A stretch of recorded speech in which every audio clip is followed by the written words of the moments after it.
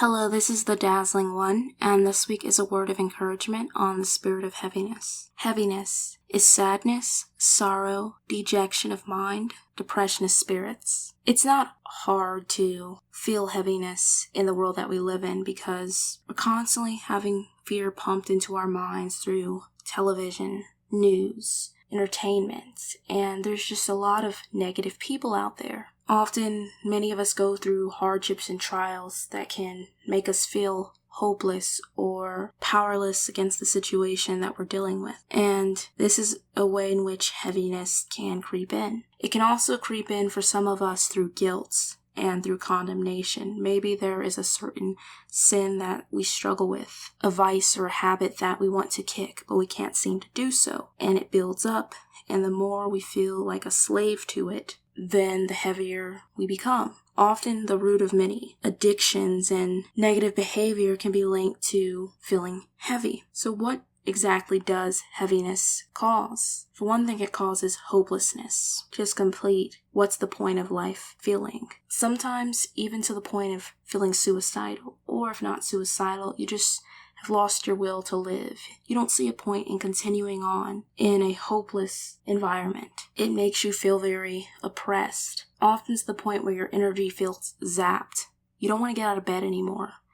I liken the spirit of heaviness to depression because much of what people describe happening with depression can be said for the spirit of heaviness. However, I do think there are some differences between clinical depression in the sense that one is caused by chemical imbalances. I do think it's possible for something to be spiritual but also have biological manifestations be the case. It replaces faith with doubt. A believer or a person of faith, one of the most important things you need is faith. Faith to believe in the Most High, or that you're going to make it through your trial, and when you have doubt, it makes you feel heavy. It can influence more than one person at the same time, and I find this crazy because you could be in a room full of people where there's just this heaviness, or I liken it to when I talked about psychic vampirism and negative people and narcissists and psychopathy, and have you ever been around someone who you were having a good day, but just being around them made you feel heavy and depressed for no reason? You also can be a carrier of that too. You may be suffering and you're carrying around that baggage, and other people can feel it radiating off of you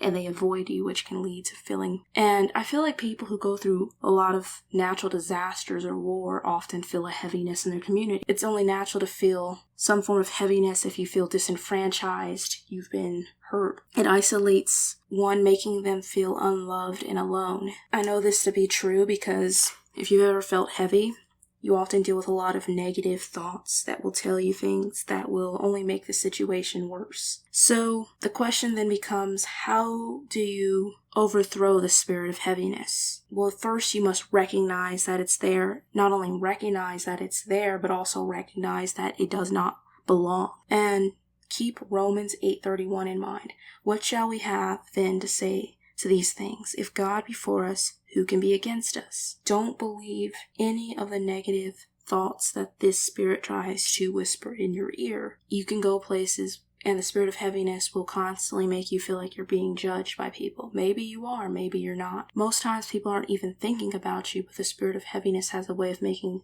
you believe that they are. Don't listen to them telling you that you're going to fail before you start, or that the day is going to be horrible before it begins. If you feel defeated before you start, then you'll never win. Often people like to say things like, what doesn't kill you makes you stronger. And I have to disagree with that. Sometimes that is the case if you can learn from it and overcome it. But people who would overcome it, there are consequences to what doesn't kill them. For instance, with epigenetics, those who are traumatized, it can literally switch on or off genes in their epigenome. It's been proven that people who go through traumatic childhood experiences are at a higher risk of developing sickness and mental illnesses in their adult life. So I definitely believe that phrase isn't always the case. However, I think with the help of the Most High, a person doesn't have to be another statistic. People also say that God doesn't give you more than you can handle. And again, I think that this is another cliche phrase that people use to make people feel better, but it's not necessarily true, because I know for one that I have been given things that it feels like I cannot handle, and I've seen people lose everything, sometimes too much for them to take. However, he can turn our suffering around for his good, but it's not always easy. And I had a epiphany the other day. When I was getting in my car, I realized that sometimes they say that God doesn't give you more than you can handle, and they talk about the negative. But what about the positive? Sometimes we pray, we plead, we ask God for something, whether it's a material item or a promotion or acceptance into a school or program, and we don't get our way. And we wonder why he allowed that to happen. But sometimes he understands that if we were to go down that path, that it could be our detriment, or that we wouldn't be able to handle it. We may be overwhelmed. But at the time, it seems like, why didn't I get what I want? And it's true, you don't always get what you want. Another thing you should do is choose to be thankful rather than complain, and also take a positive rather than a negative outlook on things. So oftentimes when you're caught in the spirit of heaviness, it constantly has you going through this negative dialogue of complaining, only focusing on what you don't have, what you don't got, what's going wrong. But you gotta turn that around and be thankful. Count your blessings. You can walk. You can breathe. At least you're not living on the street. I mean, whatever the case is. Make a list of what you're thankful for. Focus on what's going right. Don't be pessimistic or cynical. It does nothing to help. You can say that you're being realistic, but if all you're doing is focusing on the negative, it drives you crazy. And I see this with people who focus on negative things.